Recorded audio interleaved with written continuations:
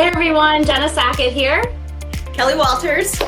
And we are so excited to kick off the first round of our Make and Sip series. So this series is going to be dedicated to all things crafting and making, something that we're both really passionate about. And we also have Stacy on with us that's going to be helping us out with any questions that you guys have throughout this broadcast. We're super excited to kick this off. It's something that we have been wanting and dreaming about for a while, to be able to come on and craft and have some fun with you guys. And we want to keep everything really open and conversational. So definitely chat in any questions you have, and we will be visiting those. Now, before we jump in, we do have poll questions just because we want to know who's all joining us. So if you guys can check out the poll section of the broadcast and answer those, that would be extremely helpful. And we will dive into that and see, you know, what type of cutter you guys are working with and a number of different things. So we will share those now. Okay, so as you guys are going through the polls, the first question you're going to see is, what type of a cutter do you own?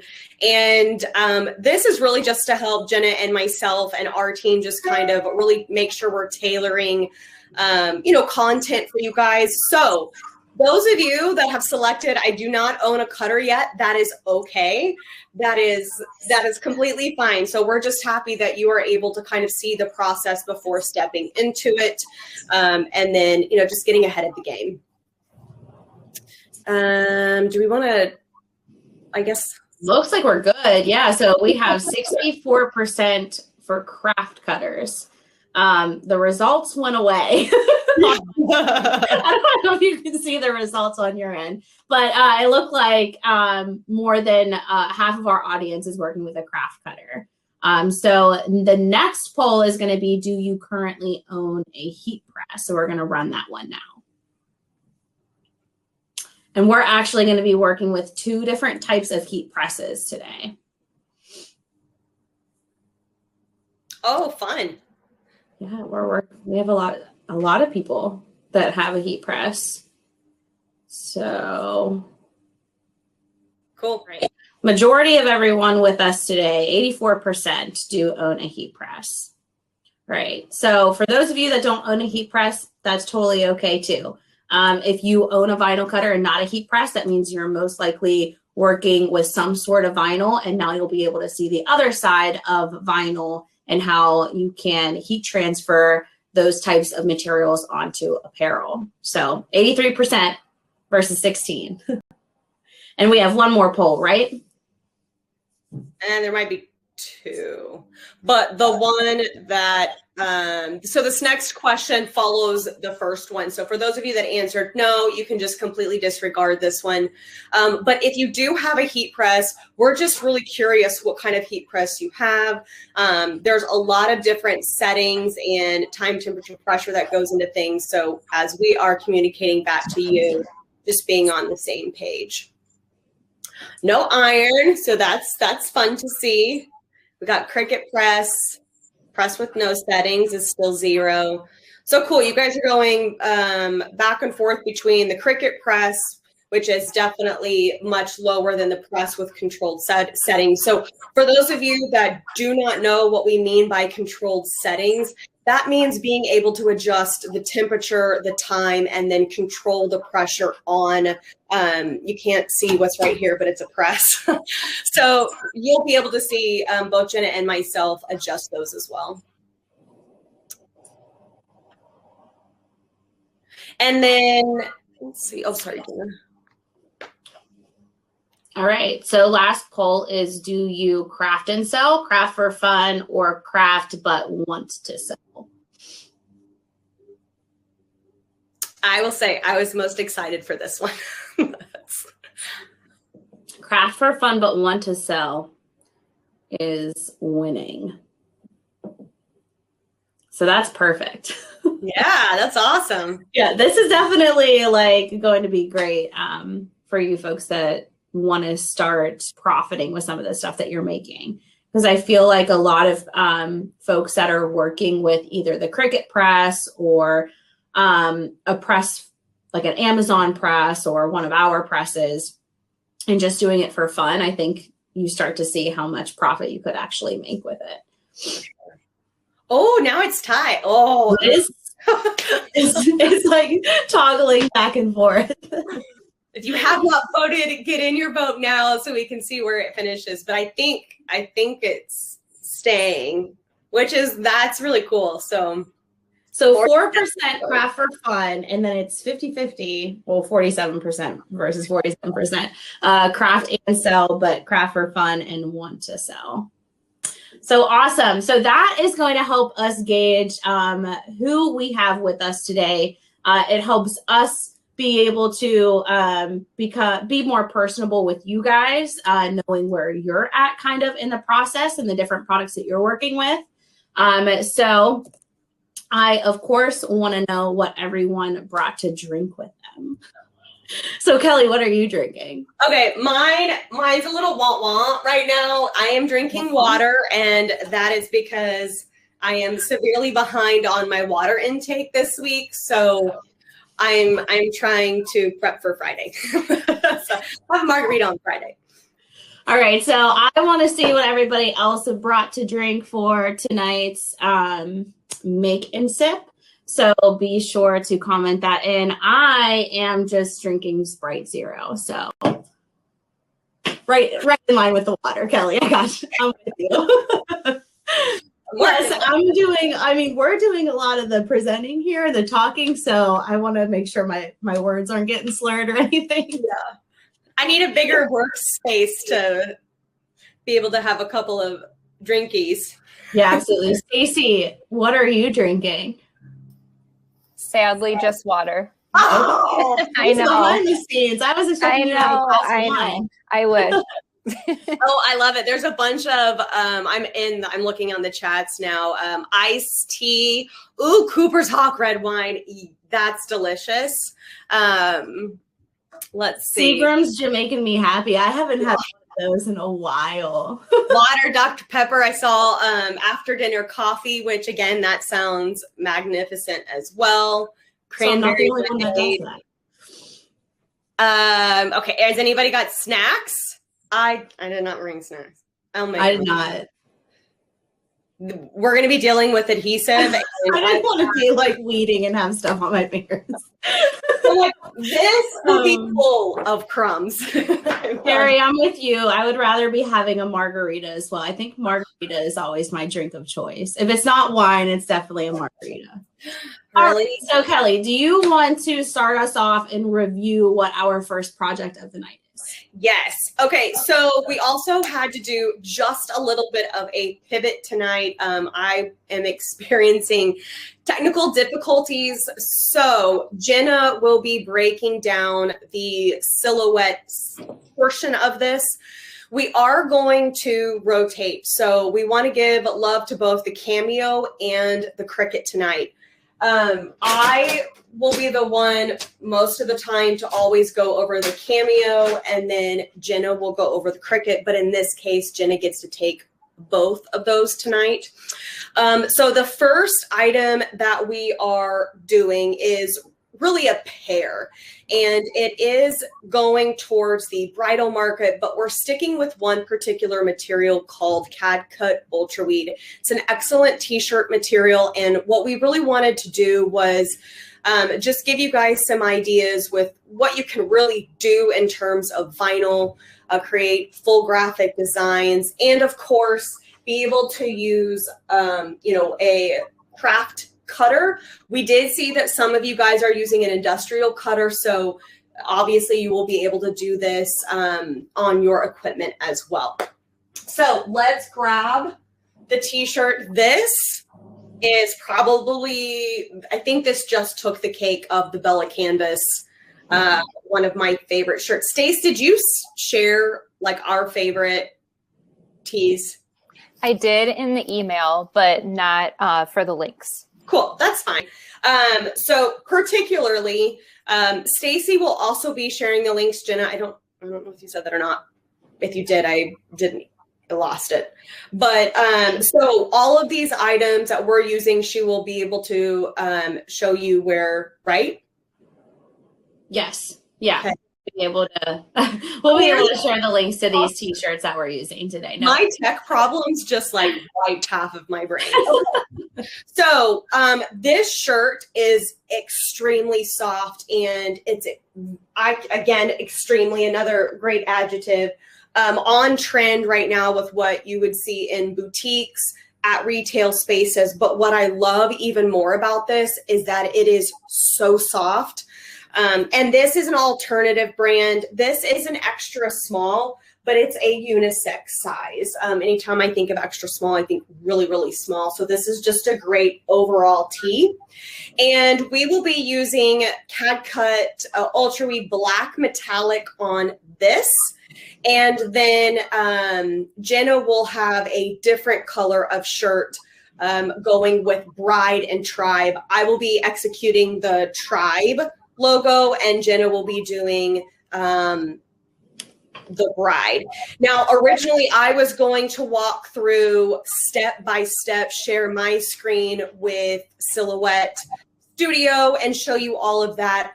I do have everything pre-cut. We were going to do like the bake it, toss it in the oven. It's already done. So I will be able to show you the finished product, but only up until a certain point. So, right. So at this point, we're going to go ahead and show the artwork side of it. So this is going to be the completed look that Kelly and I will be doing with you guys today. So let us know if you're following along as I'm going through the artwork portion of this. And let me know if you're following along with me, making sure I'm not skipping any steps. And of course, ask any questions if you guys have them. So these are going to be the finished look. So as Kelly mentioned, these are the two t-shirts that we're using. I'm going to be printing the white UltraWeed on the pink. Kelly will be printing the black metallic on the gray. And we went with these because tie-dye has been trending so significantly in t-shirts. So these were sourced from S&S Activewear by a brand known as Alternative. Yes. I was about to say Comfort Colors, but no. And we just really love the wash of these tie-dye tees. But I want you guys to think a little bit outside of the box. If you guys aren't really wholesale purchasing apparel, this is something that you can easily reproduce by just picking up a blank white t-shirt and tie-dyeing stuff yourself. So our vinyl does adhere to tie-dyed apparel. So don't, nix that completely. So yes, we did source these wholesale. If you plan to print a lot of these, that would be ideal, but it's also really fun to kind of get your hands dirty with tie-dye too. I don't know. I think it's fun. All right. So let's go ahead and show you how we did the artwork. So I am using a free online artwork program. It's called cadworkslive.com. And it allows me to pull templates, clip art, fonts, all that has been generated in here for you to use for free. That is why I love using this platform.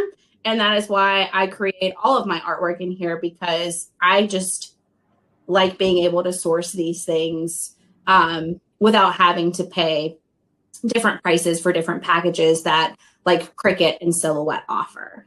Now it doesn't offer as much as Cricut and Silhouette. So keep that in mind. There's definitely some of those benefits to maybe purchasing some of the packages that Silhouette and Cricut both offer. But CADWorks Live is just really nice for just getting started, especially if you are not really artwork friendly. I'm not really, I don't know about you, Kelly, but like I don't have this background or at least graphic arts. So I'm really great with using templates or just text. So that is why our first look is literally just text and repeated text. All right, so to start, we are just going to the add text button in the top left-hand corner of the platform, and you will see your text here. This is going to represent exactly what you type into the text box over on the right-hand side of this little window that popped up. So I'm just going to recreate the bride text. And that'll start to generate there for me. So I have an accurate real-time example of what I'm editing, what I'm changing, and what that's all looking like. So then I can change my font. So under the text box, there will be a font box, which is representing exactly what my font is, I have selected as my font. The beauty of CADWorks Live is that you can import your own fonts. So I'm going to go to the My Fonts folder, and you can see all the different pages of fonts that I have uploaded. CADWorks Live allows you to import zip files and TTF files. So if you're ever downloading fonts, just make sure if you're going to use them within this platform that those are the two file types that you're using. So the first thing I'm going to do is select the font that I want to use, and I use this Squealer Regular. So I'm going to double click that, and that is going to adjust my font for me. At this point, I'm fine with just keeping the fill as is and the size as is, but I do want to increase the space in between each individual letter. So that is exactly what this box here is going to let me do, and that is it's abbreviated as character spacing. So I'm going to do an inch between each one. All right, so that's going to space that out for me, and then I can edit that. I'm actually going to dial that back a little bit just because I don't want it to be that far. All right. So I'm going to, as long as what I want is being represented in this window here, I'm good to go. I can select OK, and that's going to generate on the screen for me. So let's go ahead and zoom in. All right, so we are repeating this as many times as how many letters are in the word, because we also are, not only are we repeating text, but we're giving the illusion that we also have a diagonal text throughout. So we have 1, 2, 3, 4, 5 letters. So that's how many times I'm going to repeat this. Now you can see I'm just dropping them below one another. And this inspiration actually came from a graphic tee that I saw on Pinterest. So that's where I pull, actually, Kelly, I think we both do this. We see a lot of like really trendy styles in retail, and we're just like, oh, we can make that. Yeah. It's okay. Like, how can I make it mine? You know, it's right. Like, I know I can do that. Now let's do it. Mm-hmm. Exactly. So I do see a question from Kathy that just came in. She asked what the font formats were. So you would want that to be TTF or a zip file, ZIP. All right, so once I have the amount of rows of the text that I need, what I'm going to do is go to the Align button at the top of the screen. It's the last button. And then I'm going to select Center, and that's just going to make sure everything is centered for me. Okay, at this point, I need to start breaking these apart and creating a combined contour is the word that CADWorks calls it, but it's really just creating a gap contour so that we are making sure that we are representing the diagonal text, right? So I'm just going to start breaking everything apart. So I'm going to go to Shaping and Break Apart by Regions. So the first letter that I want to be solid is the B. So I'm going to select all of these and go to Condense and double click those. So now it's reading as one image. Once I double click that, that's where it's going to be able to allow me to add an effect. So I'm going to select Add Effect, and I'm going to click Combined Contour. And that's just creating that gap or outlined contour for me. All right, so I'm just going to select OK, and now we have that done. So I'm just going to repeat that exact same step making sure that I'm keeping the BRIDE in diagonal solid, and the rest we're going to do that combined contour with. So really at this point, just repeating those steps. So again, just to walk you through this one more time, we are going to shaping and break apart by regions. I'm going to select the B by itself and add that effect to it. And then before I do the other 3 letters that need done, I'm going to group those together by going to shaping and condense, double clicking and adding that effect again.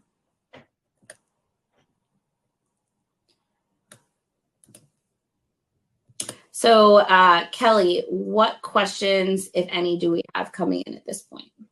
I'm not seeing any at the moment, but guys, please feel free to ask as we are doing. This is a very free and open and safe space. So if you have questions as to why Jenna is doing certain things in CADWorks, definitely feel free to ask.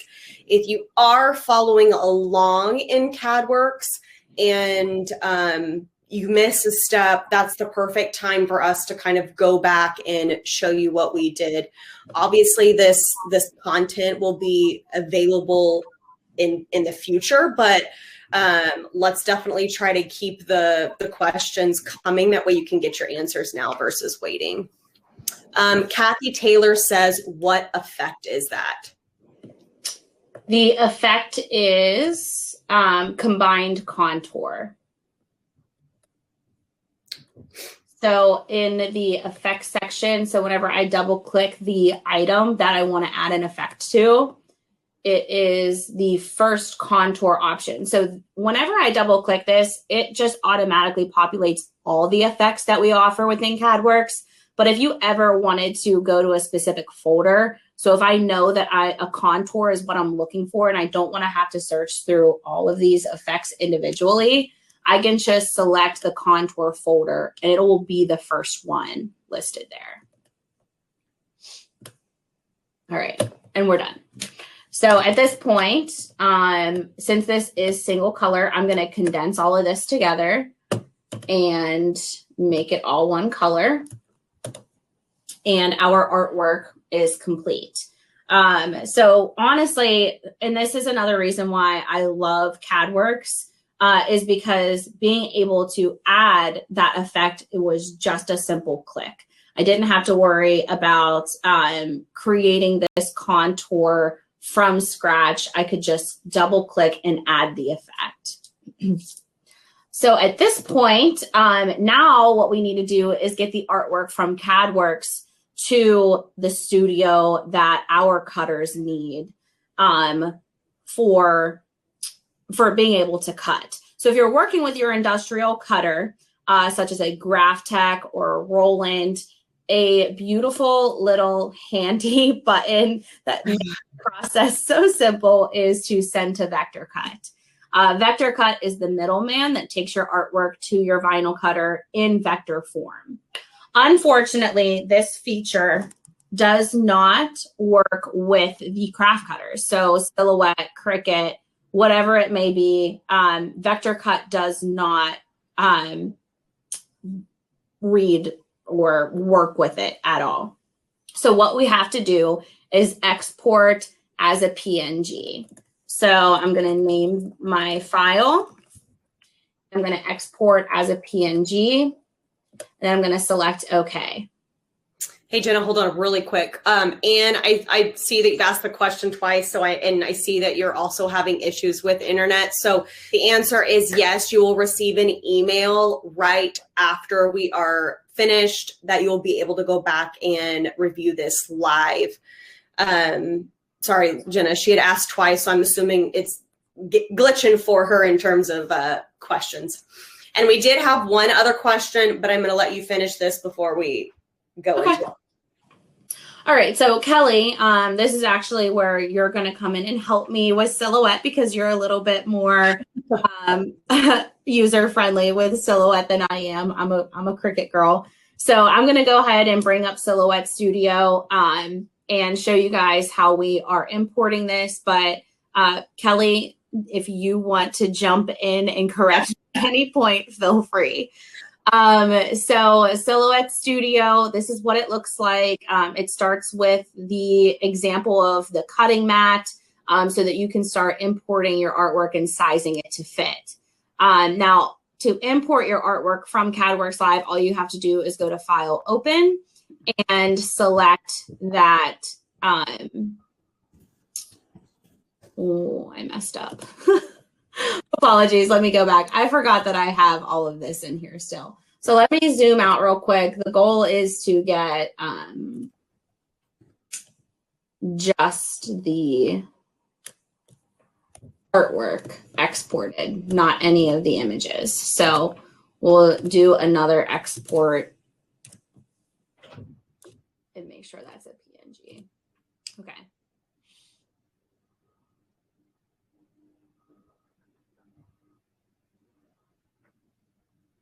Taking a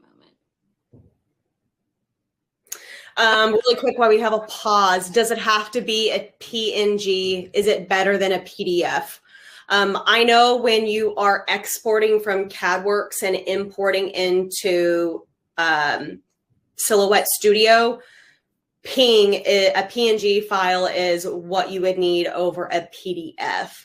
Now, if you are cutting, say, on a GS24, which is an industrial cutter, when you export from CADWorks, it's sending that file, so you don't have to worry about using a PNG or a PDF.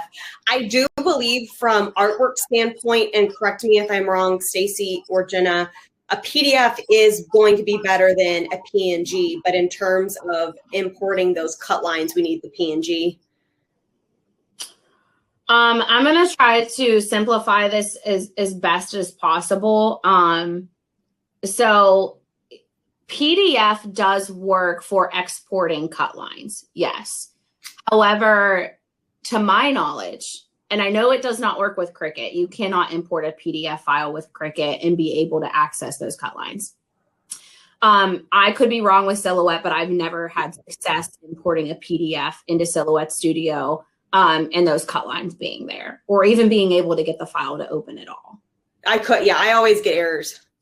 So yes, typically to answer the question broadly, you can export as a PDF in CADWorks Live and those cut lines will be there, but that doesn't necessarily mean you can import it into any type of cut studio and it work. That's the beauty of Vector Cut and why I love Vector Cut so much, and the fact that it reads to some of those more industrial type cutters is because it exports as a CAD-X file, which is a vector file. So you don't have to do the next step where we have to trace and recreate those cut lines, which is what I'm getting ready to show you guys now. So I'm going to size this down a little bit. And one of the best practices, I don't know if you have noticed this as well, Kelly,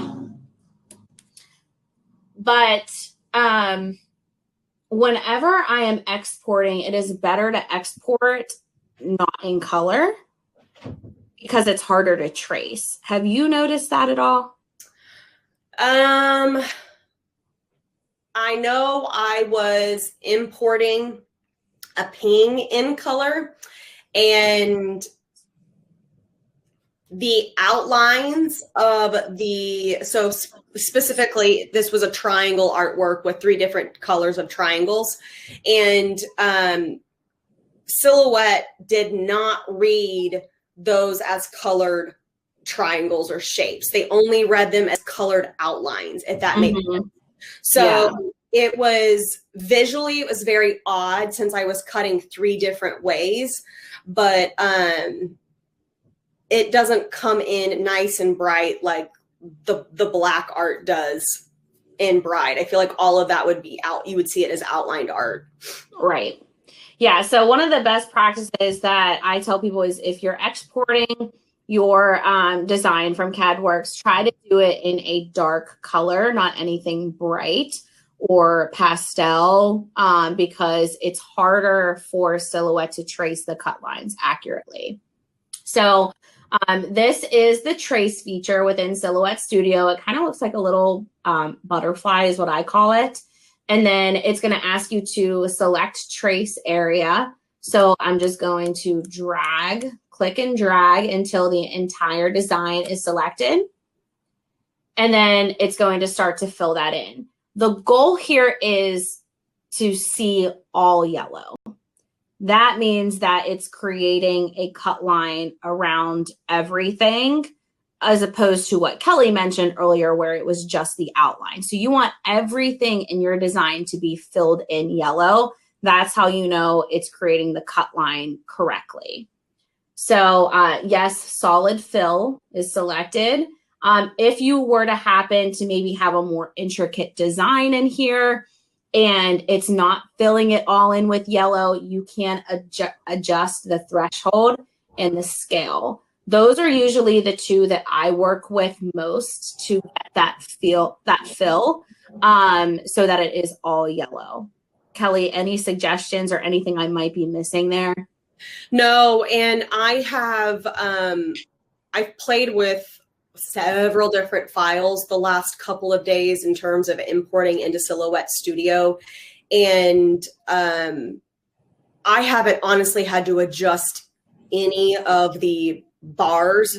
It's picked up pretty darn well, and that's some really fine detail as well. Some dinosaurs to be specific, but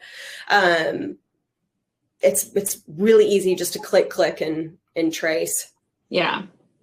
All right. So this is what the cut lines look like in red. So we know that we have successfully created those cut lines. We no longer need this because right now that is just a raster image. The cutter is not going to read that anyway, so we can just go ahead and delete that.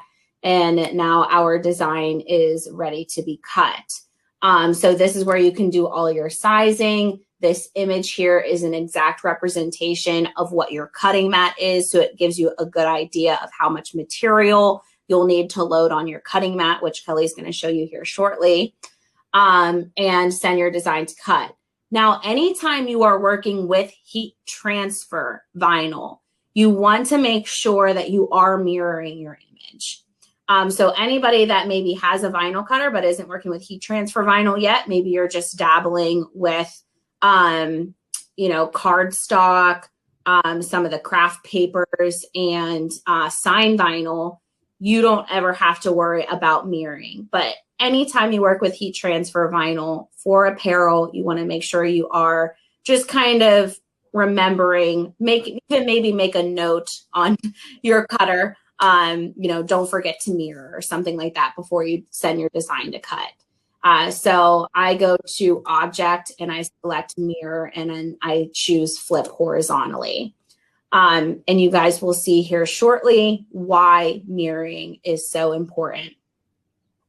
At this point, you would send it to your vinyl cutter. Obviously, I do not have my Silhouette connected, so I can't show you this exact thing. But I do have CAD-CUT UltraWeed as a preset in here, which means my blade depth, force, and speed is already set up for me. And what's nice about the Silhouettes, and I actually love this feature, is the auto blade. I never have to worry about popping that blade out and adjusting it manually. As long as I have everything in here queued up how it needs to be, the cutter will read that and adjust my blade to what it needs to cut the product at. So we do have all of the craft cutter settings for our products. So we'll be sure to share those links with you here shortly. And then at this point, you just hit send and it will cut. So I'm going to allow Kelly to jump on screen and show you how to load the material correctly and really just prep yourself for sending your first cut. Really quick, couple of questions. How do I import different fonts from CADWorks to Cut Studio? I believe the answer is you cannot. And I could be wrong, do you know if you can take a I'm trying to say it paid for font from DeFont. If you are using it commercially, can you import your own fonts into Cut Studio? Do you know, Jenna? I don't work with Cut Studio very much to know the answer to that, so I apologize. But most design studios, even Silhouette and Cricut, have an upload your own font option. Okay. I don't know where that would be within Cut Studio. Let's see. There was one other one. Can you export as an SVG from CADWorks Live for her Cricut? You cannot. So I'm going to share my screen one more time so that you guys can see how, like the different files that you can export as. So we have bitmap, JPEG, PNG, TIFF, PDF, PLT, PLTX, CADX, VectorCut. These work specifically with VectorCut. GIF is an option. I'm not sure what you'd be exporting as a GIF, but yeah, no SVG file. I only ever work with PNG or CADX to bring into VectorCut, or I just send it directly to VectorCut. Or exporting as a PDF if I need to send a VectorCut file to someone else. So those are all your options. Perfect. Okay.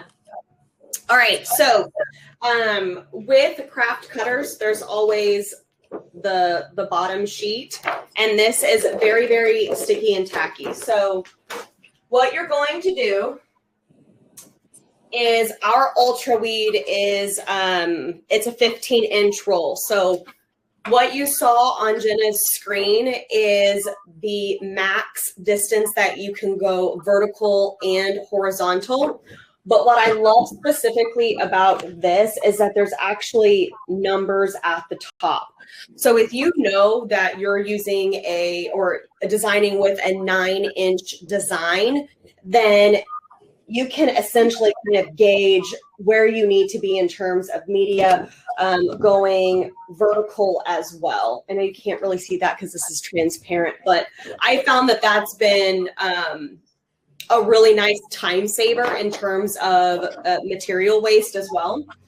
So what I did was I just took my roll, I rolled it out, and then I went the distance that I needed to, and then I trimmed it down. So that gives me, I guess I'll just use this one, a sheet of this size.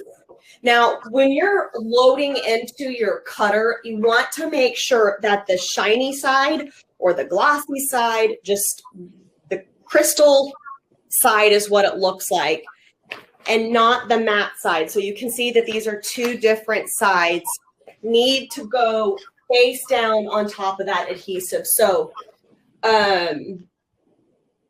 what did we call this earlier?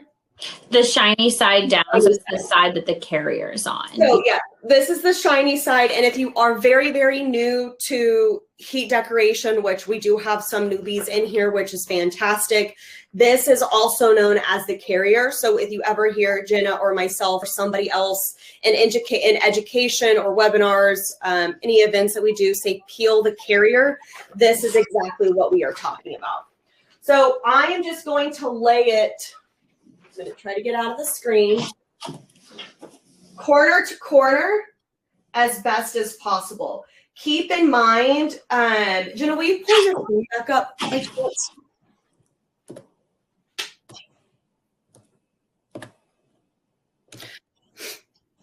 So as you can see, she has bride pretty close to the far left-hand side of her sheet, right?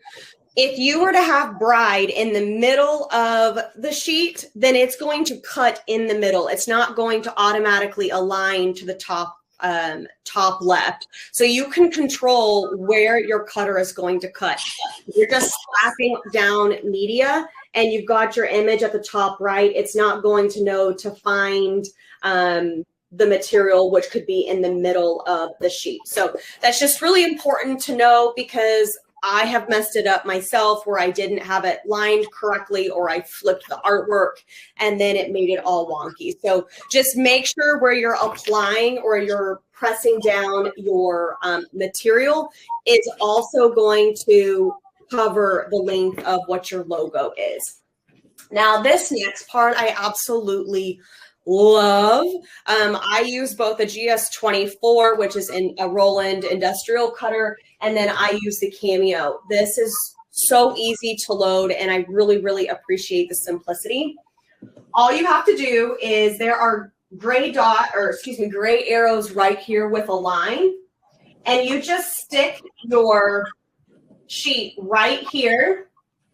And you want to make sure that there's little plastic rollers right here that are going to be able to grasp on to this sheet. And all I have to do is hit this little arrow button. You can't really see it because it is lit up. But then it just takes it and sends it in, and it's ready to go. That's all you have to do. So at this point, after Jenna has already selected the material settings, even if you are brand new to this and you don't have any presets already installed, you will be able to choose heat transfer smooth and then adjust the settings accordingly. And then from there, you can go in and actually at the bottom top right, you can create your own settings and save it going forward. So with that, the material is loaded. It's ready to go. All you have to do now is hit send on your program, which obviously you can't see us do at this point in time. And it will pop up asking you a question. It'll say, are you ready to send this artwork as is? Or it will ask you to mirror it. Jenna's already gone and mirrored it, so you do not need to hit mirror. Just hit as is, so you don't adjust your artwork right before you're getting ready to cut it. Adjust it in the art setup versus getting ready to cut it. Let's see. Sorry, I'm catching some of the questions. All right. So oh, go ahead. No, go ahead. I was going to share my screen. So if you're going to present more on that, then present more on that. I don't want to cut you off. No. There's really not much more to show, except I can show you how to take this out when it's complete. Once it's done cutting, it'll start to send the sheet back out. Don't just yank it. All you have to do is hit what I'm going to call the exit button. It's the down, and it just pushes the media out. So from here, you just peel off of your sheet, and then you would see cut lines like you can see already completed. All right. And before Kelly gets to the weeding process so that you guys can see the UltraWeed and how nicely it weeds, I'm just going to show you the importing process for Cricut Design Space. So let me get back to my canvas real quick. So once you are signed into Cricut Design Space, this is your blank canvas. At this point, you will go to your upload button and select the artwork that you want to import. I already have this traced and vectorized. So this is exactly how you can get it into Cricut. It's the same process that we showed in Silhouette Studio where we are grabbing that PNG file. We are allowing the software to trace it for us and create those cut lines. And then we are good to send it to cut. So once we are in Canvas, this is where we get to do all of our sizing. And just to touch briefly on the cutting mat with Cricut. And I don't know if Silhouette offers this as well, but we have the Cricut, and this is extremely dirty, so I'm not going to hold it up for very long. But we have the 12 by 12, but Cricut also offers 12 by 24. Which allows you to fit that 12-inch maximum in width so that you can fit it into the vinyl cutter. But if you need more length, maybe you're doing multiple designs in one send, they do have that 12 by 24 inch option. So if you're ever exceeding the 12-inch length, there will be an option to select 12 by 24 cutting mat so that they can set up the artwork in there so that it's all fitting within the 12 by 24 dimensions. At that point, same process, you're just sending it to cut. The only difference between Silhouette and Cricut is that Cricut does have a little handy dial on the side of the cutter here.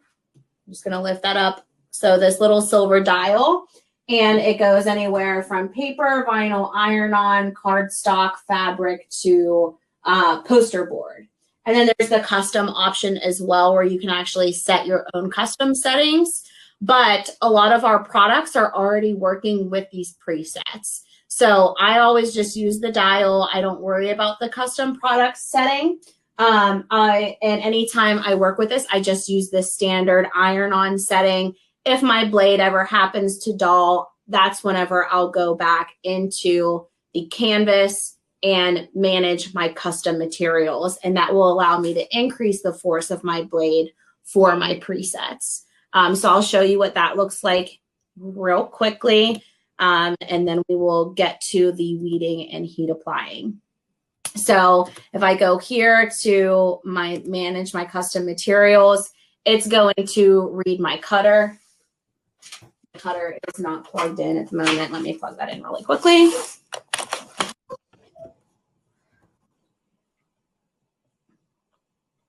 Right, it is the Air 2. And once it recognizes that, that's what's going to allow the custom materials and its presets to generate. It's taking forever.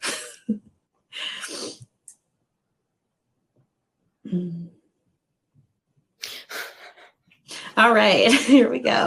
All right, so you guys can see we have all the material names here, and these are all being represented as what is listed on the dial. So each setting does have a plus option. It's the little dot that's between each setting type. So we have iron-on and iron-on plus. So you can see that I've recently increased my iron-on blade force because right now it's exceeding the iron-on plus, which is supposed to be a lot more of a heavier force.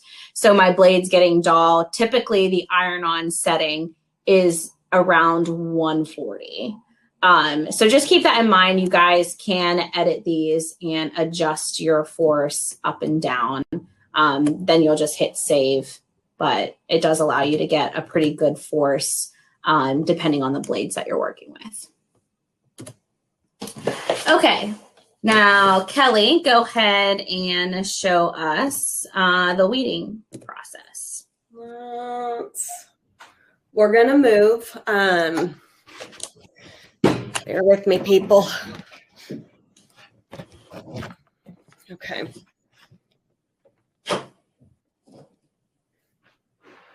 Okay.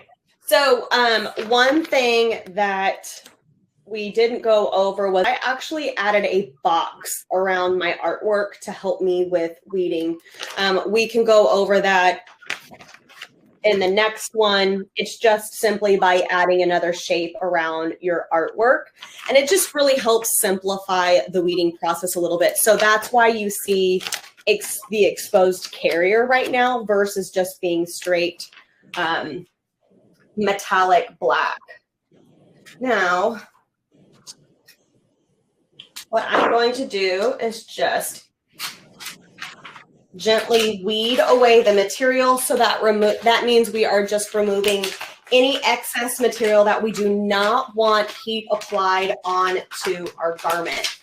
Sorry, you guys are seeing my mouth and not all of me. That's a single cut. Oh, you're funny. I am getting to you at this moment in time.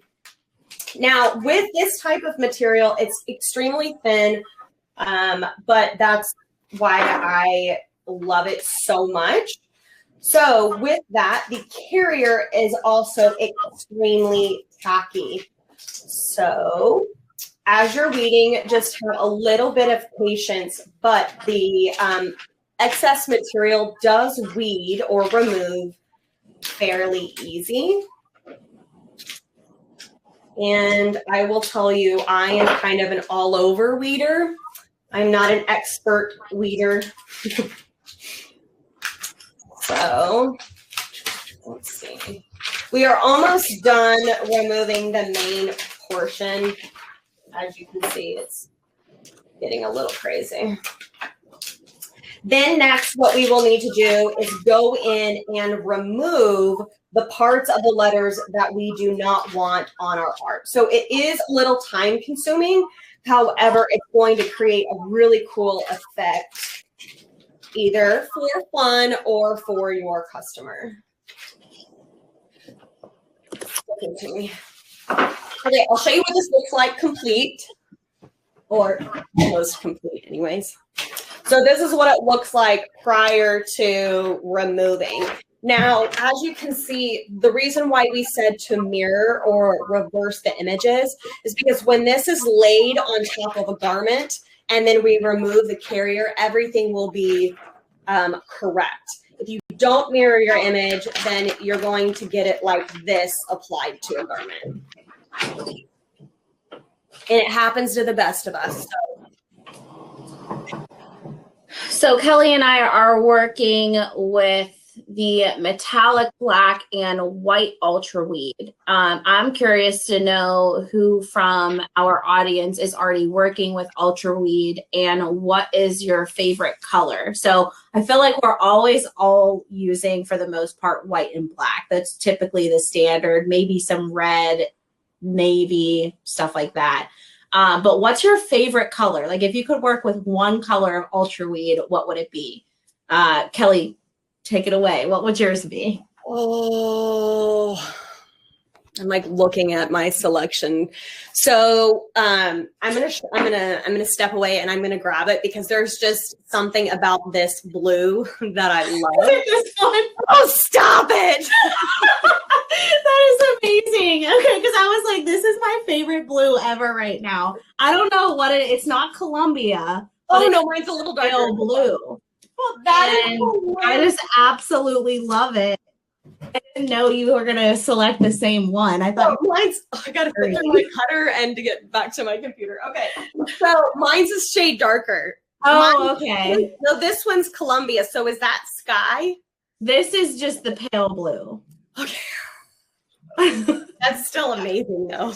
But we keep adding so many colors, and I'm like, every time we add new colors, I'm like, okay, that's my new favorite. And I think this is one of these were the one of the recently added, and I just fell in love. Oh my gosh. I don't know what it is. Like, I think just in general, I really like this hue right now. It kind of reminds, it has like a periwinkle tone to it. It's bright, but it's not neon. I keep going to this orange or an orange tone and like a medium pink. That color combo I just totally dig right now. But Debbie says she's using Bahama blue, and I love that blue too. I think it's really pretty blue. It has very like warm, summery, beachy vibes. That is amazing. I think we really did pick like two of the closest blues from the UltraWeed. I promise that wasn't scripted, guys. That was not planned. 100%. All right. So yeah, Debbie says she likes the UltraWeed Bahama blue. Betty likes the purple. Sheldon uses a lot of the red. All right. Awesome.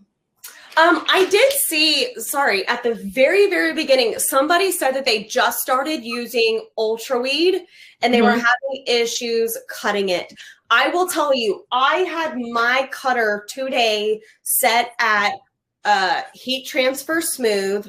My pressure was at a 16. No, my force was at a 16. My blade was at a 3.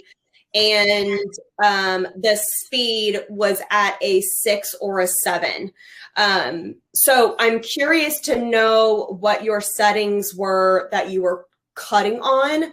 And we can easily like sidebar this after and do some troubleshooting to see if we can get it to work. But that's what I was cutting with this, and it's weeding extremely easy. I'm just weeding at a snail's pace at the moment.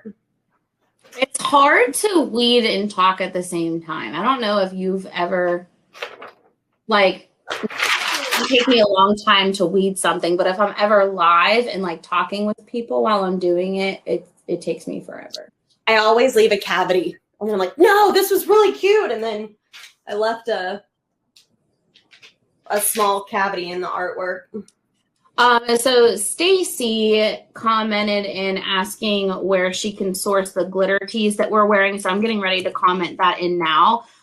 You can purchase directly from J America. So if you do not have an account set up with SNS Activewear, you can actually just go straight to J America and purchase directly from them. So just keep that in mind. You have two different avenues there for that. So Kelly is almost done weeding. I already have my white UltraWeed weeded out.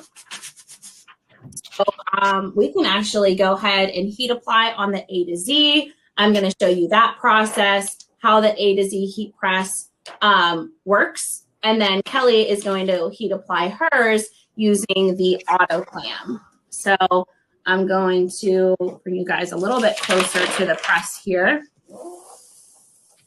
without spilling my drink. All right, so this is the A to Z press. As you can see, it is a swing away, so that heating element just pops out to the side, making my platen completely heat free and give me the ability to just be able to line up a little bit better as opposed to a heating element being in my face. That's why I like the A to Z. Also like the autoclam that Kelly is working with. It has a lot of beneficial features. But since I'm in a much smaller space, this is a 15 by 15, and it still gives me that swing away feature that I really, really like. So this is, like I mentioned, a 15 by 15, and it is a threadable heat press. So if you have ever watched our lives before, we always talk about opening up the garment and threading it on like you would be dressing a pillow with a pillowcase.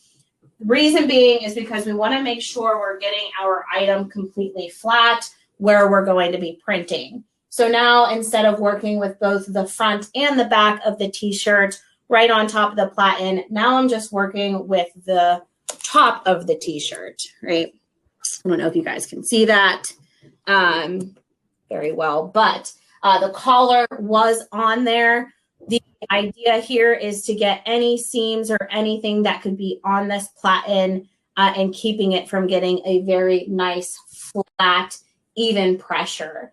So anytime we talk about our application instructions, we always say time, temperature, pressure. Pressure issues cause a lot of heat application failures, okay?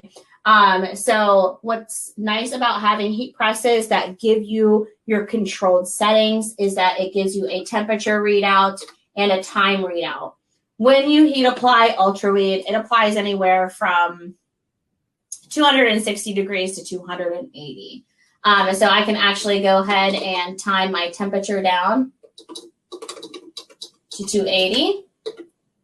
And that's another beautiful thing about working with UltraWeed is that it applies at a nice low temperature. So I can do thin ring spun cotton t-shirts and cotton poly t-shirts.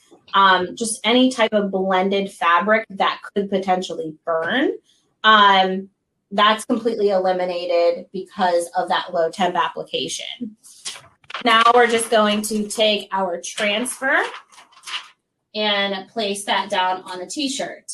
So although we have our print area nice and flat, what we need to do is make sure we don't have it too close to the collar because we still want our print to be lined up accurately. So what we recommend doing is taking 4 fingers down from the collar, and where your last finger meets is where the top of your design should be. So as you can see, my pointer finger is covering up the top part of my design. So I'm going to lower that down a little bit so it's not too close to the collar.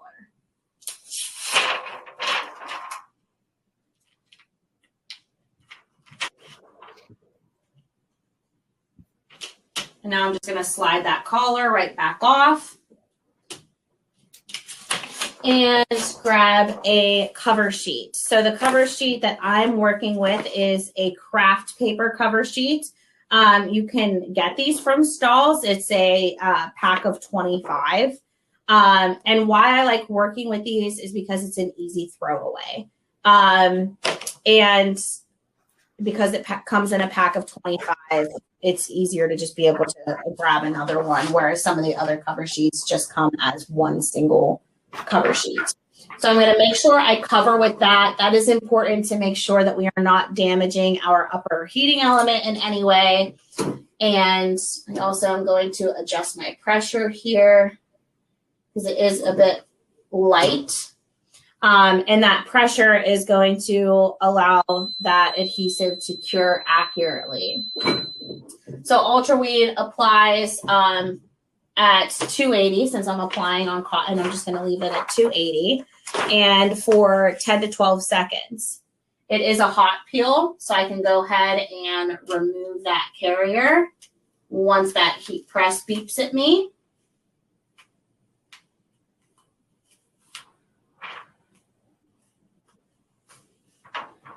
And the reason I'm going so slow is because whenever I work with a hot peel product, I want to make sure that I'm not just ripping it, because that can cause distorting. It can manipulate the product and make it look just completely distorted on the garment. Now, it does look like I have some pressure. I did have some pressure issue where I did get some lifting. But that's okay. If that ever happens, because my pressure may not have been as firm as I need it to be when I first started to lock it down, if that ever happens, it's okay. Just let it set, recover it with a cover sheet. It is not a ruined garment at this point, as long as something didn't tear. And then you can just go ahead and lock that back down and cure it for the additional recommended time. So there will come times where something like this happens. It's definitely not going to happen every time, because once you get into the swing of using the product and working with the heat press accurately, you're not going to have any issue like that. But if that ever were to come up, then you can just lock it right back down on the heat press, and then you don't have to worry about it at all. So Kelly mentioned this being a really, and why it's become so popular to work with, because it's not a thick, heavy type of material. This type of product really feels like very close to a screen print to me, because it is so thin and lightweight. All right, Kelly, how did the weeding turn out? Good. Done. Now, I did leave my mess for everybody to see, because I save my carriers when I am done heat applying, specifically so I can remove any tiny little pieces that might be on the floor or on a table with ease. So little tip for the day. Let's see, I'm going to try to see if you guys can get it. All right, so this is what the design looks like. Now, I am using a Hotronix auto clam, and it is a clamshell press that is going to automatically open once the timer is complete. It's a nice high-pitched time. And I'm using a 16 by 20, but I've actually taken my 16 by 20 platen out, and I have put in our new tag-along platen. I really enjoy this platen because this is exactly where the neckline goes. And I find that it helps me just line and center just with ease. So I like things kind of to be in rhythm and to help me execute much faster. And this is just another little tip that I have found that works for me. So moving on, same thing, I open and thread as well. but I have to go from the front versus front or back. And then with this little notch, that's exactly where obviously the neck would be. And it is called a tag along because you could eventually tag your t-shirts if you would like, but we won't get there yet. So I'm going to slide this down. Now, one thing I want to show you, we have very similar systems, or what I call brains of the heat presses. I have a middle button that takes me between setting the temperature, setting the first press, and then setting the second press. So I saw a question, do you not need to pre-press with UltraWeed? And pre-pressing is great because you not only prep the garment, you're smoothing out any lines, you're removing any type of moisture. So when we are kind of going through this and we get talking. I forgot to preheat. Yeah, all the time. So I do it. Maybe that's why it didn't cure right the first time. So yes, pre-press. But just know it was like pure accident. I don't know how many times I get going and I'm like, I didn't preheat, and I have to start all over. So it's threaded. Our settings. I'm going to go ahead and start bumping up to 285 for one of our next products, and so I don't fry in my room. Okay, so next, a couple of things. Ooh, see, I missed the spot. A couple of things. If you are not quite sure how you want to align, then what I like to do is just try to go to the edge of the front and back, and then I crease at the top just to give me a midpoint as best as possible. Next, I'm just going to lay it down. Jenna, you said you do 4. Yeah, I think it depends on the size of the shirt too, though. I 3 kind to of 4 fingers, like 3 to 4. And then for me, it also depends on like artwork. Like if it's bigger artwork, I try to always move it down. But oh, see, I didn't pre-press. There you go. So the pre-press can be important because you want to get wrinkles out of the fabric before you heat apply, making sure it's completely flat. And then there's moisture in the fabric that could cause the adhesive to not apply right the first time. And then sometimes there are apparel manufacturers that will do a like a wrinkle release spray so that it's not arriving to the customer completely wrinkled. So if there's ever that spray or coating on there from that pre-press can remove that from the fabric so that it's not keeping the adhesive from curing.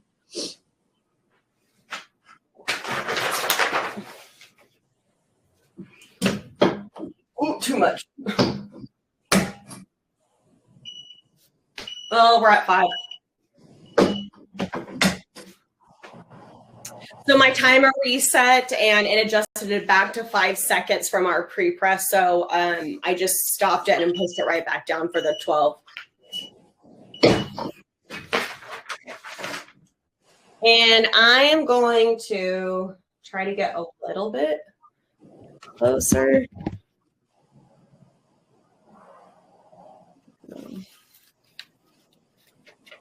Okay. Now this metallic is really, really fun because it's not like in your face, vibrant black. It does have a true metallic hue, but once it's applied in certain light, it kind of looks like a really, really dark gray, but it just has a pretty cool tone. You may not be able to see there we go. You can see it just a little bit, but this is what mine looks like. So fun. Good. How long did you end up going in your art? Do you know? Dimension wise, like Yeah. I did 11 and a half in height. I think I stopped at 11. But I do like the look of the oversized for something like this. Yeah. Because it's repeating text and you kind of want it to be more of a full front as opposed to just a center middle or center front or like center chest. That's the word I'm looking for. We'll get there. Yeah. But yeah, they turned out really cute. And the reason we wanted to show something like this is because companion tees can be sold, you know, and just be more profitable because it's always great to be able to sell one shirt to a customer. But whenever you can market your products to groups, such as bridal parties, mommy and me tees, anything companion related. I've even seen a trend where people are printing custom t-shirts for families getting their family photos done. And they have like matching t-shirts on that were custom printed for them. So companion tees, whether it be for bridal parties, families, mommy and me's, birthday parties, they're very trendy and they're very profitable because you can sell them as a package as opposed to an individual t-shirt. So these can easily, if I was just selling this bride t-shirt, because we have the custom bride on there, I could increase the profit opportunity if I wanted to sell this and put future Miss X on there and increase the profitability by $5 additional. If I'm selling just this, we have the tie-dye trend t-shirt, we have the repeating text. This could easily go for $18. Now I could sell it for even more, whether that be 22 or 24, if I'm adding that personalization on the back. So personalization sells. It's really great to be able to add the custom design to it, but personalization is what's going to take it to that next level. And that's the beauty of heat transfer vinyl, is being able to customize really quickly with a vinyl cutter and some heat transfer vinyl. And then Kelly's t-shirt, she's even using a product that has a special effect finish to it. So she could actually demand a little bit of a higher price because it's not just a basic matte white color. Now we're looking at a metallic black and it's tonal, so it's trendy. It's speaking to a lot of those sought after things that we're seeing in retail. So Kelly could even demand that for a higher price because she's incorporating a metallic finish. So that's just an idea, one idea of many of how you could really profit with heat transfer vinyl and printing custom t-shirts. And just another idea of how you can upsell by one, using a special effect product, and two, by adding personalization. So just always keep those extra things in mind whenever you're getting either requests for customers or maybe you're approaching a client with something that you could make for them. So we have 15 minutes left with you guys, and we do have one more project that we want to review with you. We already walked you guys through how you can properly load material onto a cutting mat and successfully cut those products, but we do really want to show you a media look. So Kelly, should we do a review of cutting the metallic and weeding the metallic and then do the heat application? What are your thoughts there? We can. So I went ahead and pre-weed. Okay, so I can do the weeding this time since you did it last time. I was like, pre-weeded? Pre-weeded? Really quick to a couple of questions. How do you adjust the pressure on the clamshell? Once it's locked down, it won't come on, or it won't come open. I've noticed the pressure has jumped up to a higher number. Okay, to quickly answer that is you can't. Once it's locked, it is locked in place. But to adjust, stay here, wait. Ooh, there we go. This knob right here, I'm sure you're familiar with it. This is what is doing the adjusting. adjusting. If for any reason you get it going, you can pop it with your hand and then immediately start to fix it. I notice mine always jumps down, especially if I am using pads or pillows, and that's because I haven't taken into consideration the compressing of the pillow itself. So hopefully that answers that question. And then there was one more. Do you have to use that paper when pressing? So a cover sheet is great for multiple reasons. You don't want to get any ink, any adhesive on your heating element. This is the crown jewel of the press. So it's just protecting it with a cover sheet. So it's recommended, especially just preserve, right? Okay, go. Go. All right. So I'm going to go ahead and weed. So I'm just going to adjust this down so that you guys can see what I'm doing. I'm going to start with the UltraWeed because if I just weed the metallic, you're going to be like, what is that? So I am actually going to be using a different color than Kelly. She's going to be using the pumpkin UltraWeed, and I'm going to be using the pale yellow just to give you guys a couple of different ideas for different colors that you can pair together with the metallic that still look really good. So what we're pairing together is the UltraWeed, which you've already seen cut and heat applied, and we're going to pair that with CAD-CUT metallic. So yes, Kelly did just use a metallic UltraWeed, which has a little bit of a sheen to it, enough to give it a unique effect. But our actual metallic heat transfer vinyl has a high mirror-like shine that just really, really pops. And it's actually the product that we have on our t-shirts in silver. So you can see when the light hits it, it's very bright and vibrant, which is just next level for some of the custom heat transfer vinyl designs that you can be producing. Now, the reason we're pairing the two products together is because mixed media is a hot seller. So if you're mixing a special effect finish with a matte finish, or even two special effect products together, it's another great way to just really increase your profit opportunity. A lot of different medias pair very nicely together, and they really just take those designs to the next level and really just catch your customer's eye. So this is the pale yellow.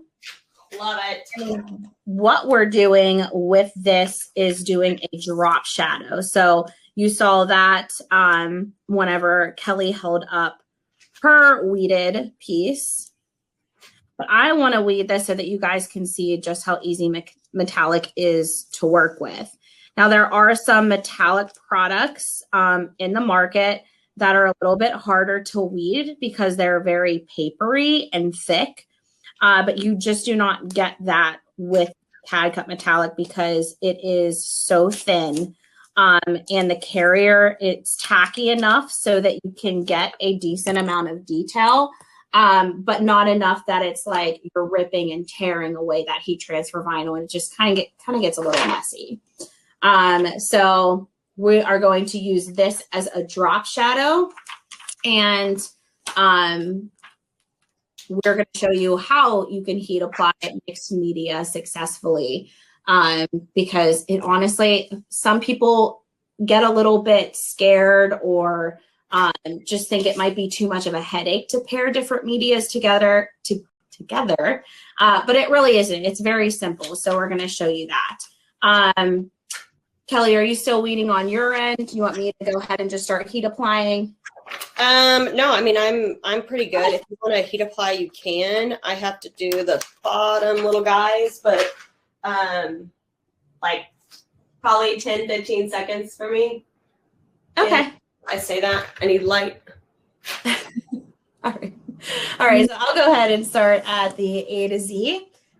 And we are going to be printing on the Custom Colors Comfort Colors oversized tee. And this is the melon color. And that is why we went with the different colors, mixed media. Anytime you are working with two products that apply at two different temperatures, you want to use the temperature of the product that applies at the highest temp. So we know that UltraWeed already, we've learned that it applies at 260 to 280. CAD-CUT Metallic applies at 290. So we need to increase from 280 to 290. And our time's good to go. So we're good there. It is not going to hurt the UltraWeed to apply at 290. Increasing the temperature is not going to hurt it at all. But what will hurt is the CAD-CUT Metallic if you are not at that temperature. So just always kind of think through that whenever you're selecting different medias. What temperature am I going to have to be at based off of the media that I'm pairing together? So the first step is to tack the UltraWeed. So when we say tack, that means just place the transfer, let the heat hit it for maybe 3 to 5 seconds just to cure it. But you don't have to apply the first color for the full dwell time. So I'm going to swing this around and preheat since I forgot to do that last time. Preheat typically only takes about 3 to 5 seconds. If that, I don't even think I leave it on for that long. And then you'll just place your design.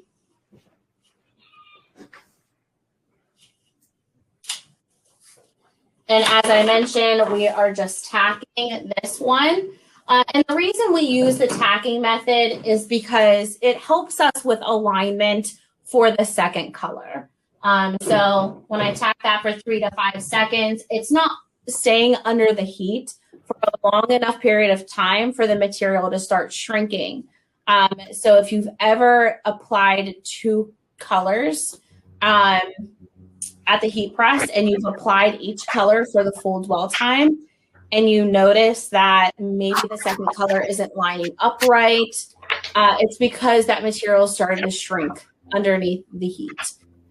So it doesn't shrink so significantly that it completely distorts the dimensions of your artwork, but it shrinks enough that if you have something that is supposed to be lined up very tightly, and the registration is just very tight, then it can cause it to not line up right at all. So that tacking method helps to eliminate that shrinking so that your next color that's being lined up doesn't have that issue.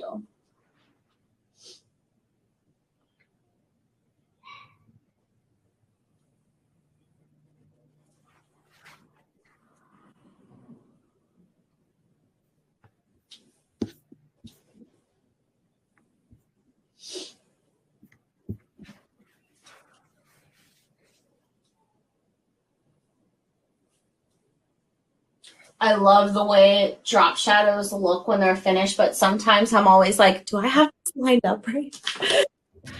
I know, Okay. I just checked mine. Okay, and then CAD-CUT Metallic, so we are at that 290 degree mark. This is going to apply for 12 to 15 seconds. So we're just gonna let the press do the rest of the work. And because we are applying that second color for the full dwell time, our first color is also getting the full time it needs to cure accurately as well. And CAD-CUT Metallic is a cold peel, so we're going to wait for that to cool before we remove that carrier.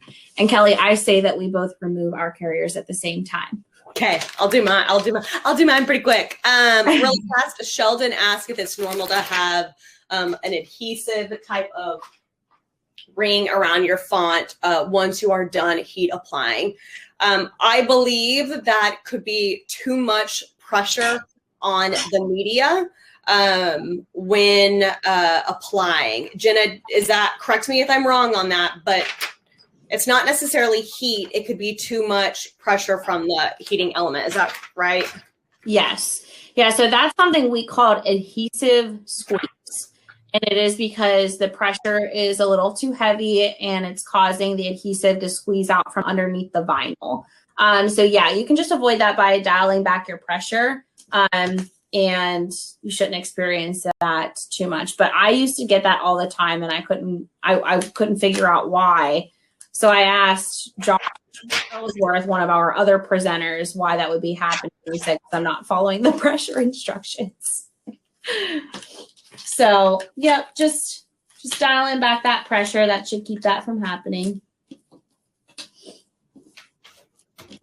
All right, you guys, because of time, I'm not going to preheat.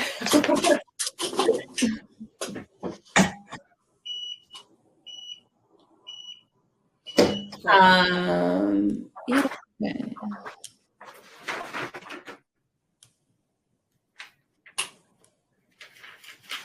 I think I say this, when I work with a product and then I find another, or we come out with a new one, I'm like, nope, that's my favorite. But CAD-CUT, like this metallic, it is one of my absolute favorites to work with. Just from weeding, the way it finishes. With metallic, the first peel or the first hit always gives you a really kind of chrome gloss metallic look. But then if you have to go back over and heat apply for a second time, so let's say you're doing metallic first and then UltraWeed second, it brushes it. It gives it like a brushed metal type of look. So I like that you can change the texture of, or the finish of the material. It weeds so easily. And then it's just a really cool unisex pop. I think metallic can go for both male, female. And it's fun whether you do just a little or if you do a lot. So Kathy asked, I thought you said to apply the highest heat first, but didn't you just do the CAD-CUT last? So whenever you are pairing two medias together, you just go with the highest of whatever media requires it. So instead of applying one product or two different products at two different temperatures, just go with the highest temperature of what's recommended for the highest temp product and apply both of them at that same temperature.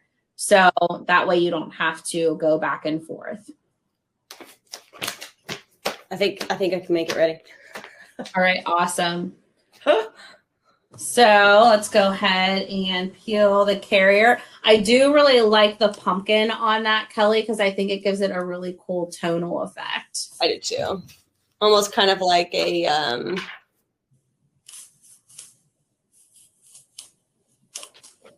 like what embossed is which one is in the garment? Embossed or debossed? E, I think. It's just cool, you know, that the gold is going to pop and then that the is more muted. But I tell you, I love that pale yellow. I do really love the pale yellow. I don't know. I really like how that tonal effect looks next to the metallic too, though. So this gives you two options. If you really want the, I mean, both of them still really pop to me. Mm-hmm. But I think that this gives just two different colorway options that both look really, really great. And you can see that high metallic shine whenever the light hits it. I just think that that is a really cool effect. Fun. What would you sell this shirt for on your boutique store? So knowing that this is comfort colors, it already has kind of an elevated price to it, but it's two colors and you've got metallic. To me, this is something that could go for $26, $28. Plus it's long sleeve, depending on what and who your customer is or what your objective is, right? If you're really wanting to go, then you do have to consider margins. but I always look at a shirt and go, okay, is there any special effects and how many colors? Because this is a 2-color and a special effect, I think it could warrant into the 30s, but you have to be in that demographic and have that market, and people want it. If you create it and there's a sense of like, oh my God, I got to have it, they'll pay $34, $35 for it. Donna says she would sell for 25 to 27, and I think that that is a really great ballpark. Yeah. This, because like you said, it's multiple color. It does have a special effect, and it is on a higher end blank garment. Comfort Colors does amazing with the quality of their products. And what's nice is that we're pairing quality with quality. We don't have to worry about these vinyls falling off or cracking or peeling. So quality is a large part of being able to set higher prices as well. For those of you that I said, stay tuned on my tip, like this. If you want to see me do this, this is what I do. I just take it and I seriously just move it all over the vinyl. And voila! That is how I clean up all of my scraps. So I do it with floorboards too. For dust, I'm like, whoop! So, mom hack. So Kathy asked, do their sizes run true? So for example, Comfort Colors, this is an extra small. However, it is an oversized tee. So because it's oversized and it's extra small, yes, I do think that they run true to size. Kelly, what's your opinion? I know you've worked with some of their other styles. Like when it comes to a t-shirt, I go between small and medium. And I feel like whether it's Gildan or whether it's Comfort Color, so 2 different types of brands, or even in Bella, if it's 100% cotton and I'm going to wear it over and over and over again, I always go up a size because the garment itself will eventually just kind of shrink. So I do think they're true to size, but the washing for the garment, I feel like changes the shirt. What are these? Because these are 100%, aren't they? Yeah, they're 100% cotton. So I have both smalls and mediums in Comfort Colors, so I feel like I can't accurately answer that question. I would say that they're pretty much true to size, but you do run the risk of 100% cotton shrinking. So, yeah, it can vary. I know there's pre-shrunk cotton out there. I don't know. Shailene has a really good question, and hopefully I pronounced your name correctly. But what does everyone sell shirts and sweatshirts for, youth and adult? I will tell you what, I'm in Kansas City, and I'll tell you that I think it all has to do with what you were putting on the shirt in terms of logo, because just Kansas City gear is huge for us. And I see vendors out there that have a Bella Canvas 3001, or even go into the tri-blends, and it'll be a 1-color screen print. Excuse me. And they will sell it anywhere from $24 to $28. 1-color screen print. So to me, that is high, but people pay it. In terms of youth, I've seen like 20 to 22. And then for sweatshirts, I've seen them get up there, especially that Bella Sponge like crew. I've seen it up in $60 for a 2-color screen print. So I feel like it's really all about market, who's going to buy it and what you're putting on there. Yeah, so I've always given just some suggested pricing, but Kelly's right. It's all about, knowing your customer best, who you're targeting, what prices they're willing to pay for. Because I can tell you, I'm in southwestern Pennsylvania, and there's nobody here that's going to pay the prices that Kelly was just saying. So, I mean, now I will say if you get closer to Pittsburgh and you get into some of those big sports fans, Yeah. pay the pricing for that stuff. But here they're looking for cheaper prices. But yeah, it's all about the demographic and knowing the market that you're targeting. But for the most part, yeah. The other thing that I always like to recommend is start smaller in your pricing, get those customers in, and then just gradually start increasing your prices. It doesn't have to mean you go from, say, a $21 shirt to a $26 shirt. Go 21 to 22, 22 to 23.50. Like, start making those smaller jumps, and people eventually will cap out. And when they cap, that's when you take it back down. That way, if you do have a higher garment, or, Bella and Canvas is getting up there in some of the cost, but you're getting a really solid garment. So instead of going with that $16 sweatshirt that you're going to have to turn around and pop out for $35, do you have a customer that's going to pay at least $35 for that sweatshirt? So start where you make your money, and then just slowly add in what you need to start covering multiple cutters or an industrial, or upgrade your press or get a press, just things to think about. Mm-hmm. And the best tip that I can give is whenever you are setting pricing, just make sure that you are paying yourself.